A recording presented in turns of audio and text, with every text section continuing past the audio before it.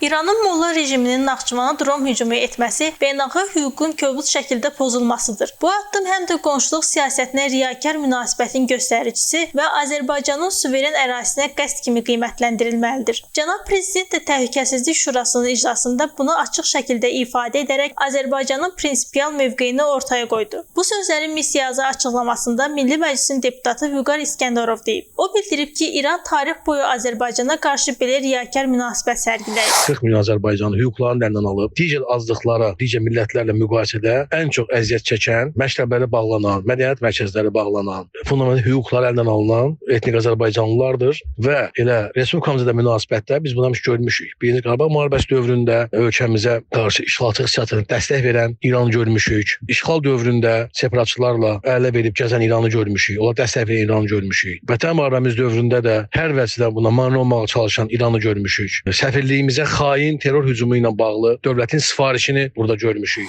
Deputat əlavə edib ki, bütün bunlara baxmayaraq Azərbaycan həmişə çalışıb ki, qonşuluq siyasətinə uyğun davranış sərgiləsin.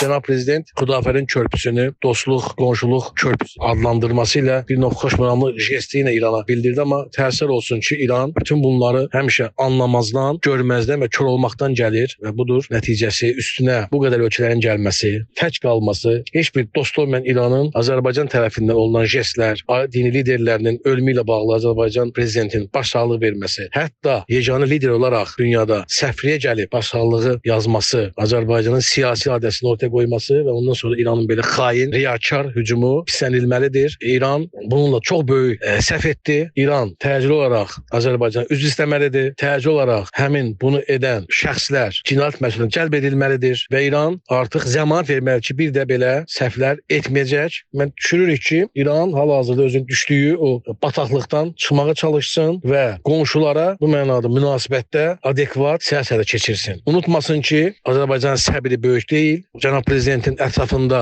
yığılan xalq hər anda bu cavabları verə bilər. Dəmir yumruq yerindədir, daha bərkimiş, daha polad kimi. Qeyd edək ki, martın 5-də İran ərazisindən Naxçıvan beynəlxalq hava limanına dron hücumu həyata keçirilib. Nəticədə 4 nəfər xəsarət alıb. Seyrani Quliyeva, Heydər Həsənli, Missiya TV.